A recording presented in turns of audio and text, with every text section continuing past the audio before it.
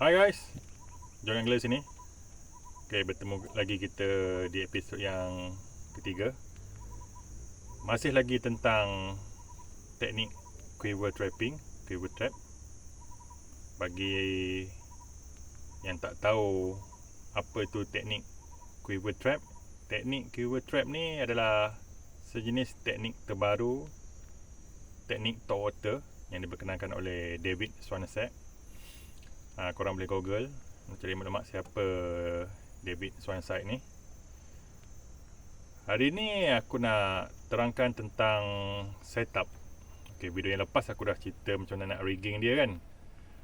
Untuk video yang ketiga ni aku nak terangkan tentang setup lah. Setup apa, ratio, rod, line dan lain-lain lah. Okay, first sekali rod. Untuk teknik quiver trap ni, korang kena guna rod at least 7 kaki ke atas. Dalam kalau 72, 73, 74 tu dah terbaik lah. Tapi kalau korang susah nak cari joran yang panjang ni, bawah sikit daripada tu masih consider ok lah. Dalam 6-10 ke kan. Sebab orang kita Malaysian punya angler ni selalu jarang nak pakai 7 kaki ni. Dia American biasanya pakai rod yang panjang ni.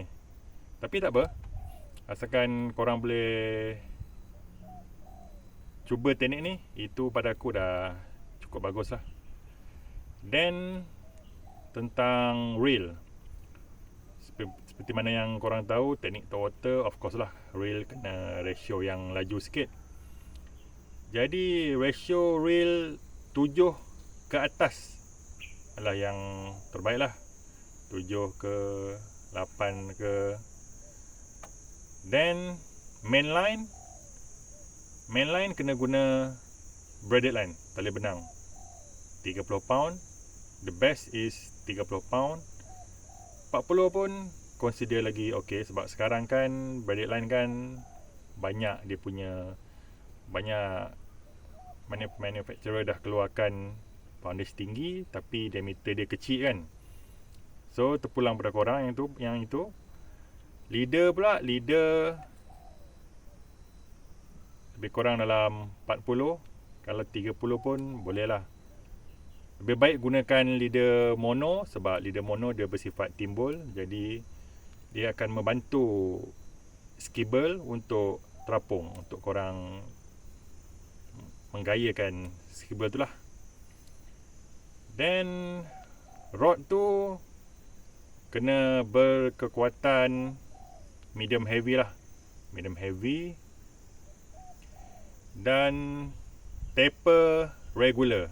Jangan guna rod taper fast ataupun extra fast, sebab kita tak nak tip yang teruk. Memang tip korang pun tahu, tip rod dengan taper fast ataupun extra fast memang sensitif lah. Tapi kita nak dia punya parabolic action bend rod tu, jadi rod regular lebih baik lah. Jadi berkenaan dengan rigging tu, hari aku satu benda aku terlupa nak cakap kat korang. Untuk mata kail tu, extra wide gap EWG worm hook tu, pastikan korang guna EWG lah, extra wide gap. Jangan gunakan worm hook yang straight shank. Straight shank ni dia bentuk macam tu juga, tapi dia macam dia tegak sikit. Hook tu tak sesuai. Okey, kalau korang tanya setup yang aku gunakan, macam aku lebih prefer Daiwa lah. Macam aku guna rod Stitch Top Gun dengan Stitch HLC. Ini aku pakai FC sebab aku terlupa nak bawa rod yang aku guna untuk quiver trap ni. Jadi aku tunjukkan yang ni lah. Tapi sama je macam rod ni, Top Gun ni, Stitch Top Gun ni 3x4 10-20. Stitch ratio high speed. Ok, sekian saja untuk video yang ketiga ni. Kita jumpa lagi di next video. Ciao.